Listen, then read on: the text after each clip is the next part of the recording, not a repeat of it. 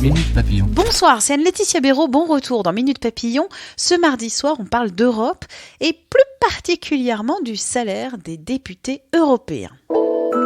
Le 26 mai prochain, élection européenne. 20 minutes vous a demandé quelles étaient les questions que vous vous posiez sur le fonctionnement des institutions européennes, les députés européens ou encore la place des lobbies à Bruxelles.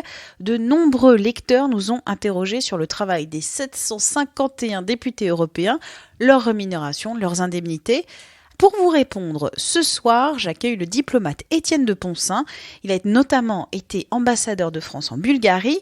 J'ai tout d'abord demandé à ce spécialiste des questions institutionnelles européennes combien gagnait un député européen. Alors un député européen, il gagne à peu près 6 600 €. Impôts payés, puisqu'il a une partie des impôts qui sont des impôts européens. Et en France également, chaque État est libre de son système. Et en France, il paye également des impôts.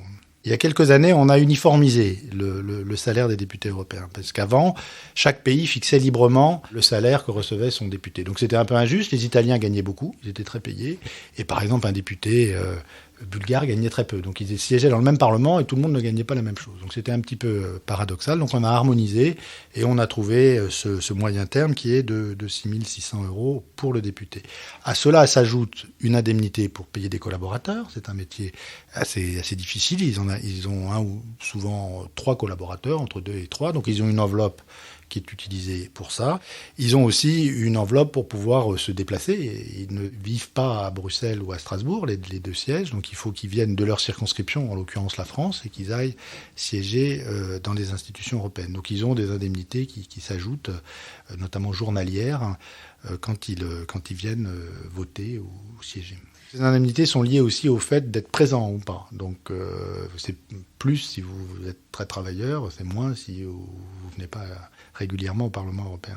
Autre question de lecteur, est-ce que les présidents de groupe ont un budget dédié aux frais de bouche ? Si vous êtes président de groupe, mais là c'est comme dans tout Parlement, oui, vous avez accès à des budgets par groupe qui vous permettent effectivement d'inviter, d'accueillir des électeurs qui viennent vous rendre visite au Parlement européen. Vous avez des frais de représentation, je dirais. Oui, vous pouvez le faire, mais pas pour votre plaisir personnel. C'est pour recevoir, c'est dans le cadre de vos activités. Autre question, est-ce que le député européen peut cumuler avec d'autres mandats ou fonctions ? Chaque État organise comme il l'entend cette question. En France, c'est la loi du cumul des mandats qui s'applique, donc on ne peut pas cumuler plusieurs postes. Député européen, c'est un travail à plein temps. Vous ne pouvez pas être maire d'une grande agglomération, pas être député national, évidemment, et pas être président d'une région. Le travail des parlementaires européens est un travail assez lourd. D'abord parce qu'il y a plusieurs lieux de réunion. Il y a Bruxelles pour les commissions parlementaires, là où se fait vraiment le travail au quotidien, et puis il y a Strasbourg pour la session plénière. Les députés organisent autour de 2 semaines à Bruxelles, 1 semaine à Strasbourg pour le vote des résolutions plénières ou des décisions, des votes en plénière, et puis 1 semaine en circonscription, donc en France, pour nos députés, où justement ils vont rendre compte de leur mandat. Tout ça fait beaucoup de déplacements, beaucoup de travail. Donc c'est un métier où il faut avoir la santé, parce qu'il faut à la fois être très présent techniquement, très affûté, les questions sont très sensibles, et en même temps être très présent et travailler beaucoup. Donc ceux qui s'investissent beaucoup ont des journées très longues, très lourdes.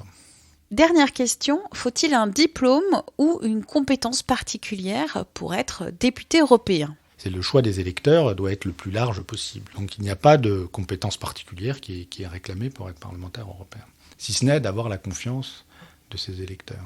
Merci au diplomate Étienne de Poncin d'avoir répondu aux questions des lecteurs de 20 minutes à propos des élections européennes. Quant à Minute Papillon, le Flash Actu, rendez-vous jeudi.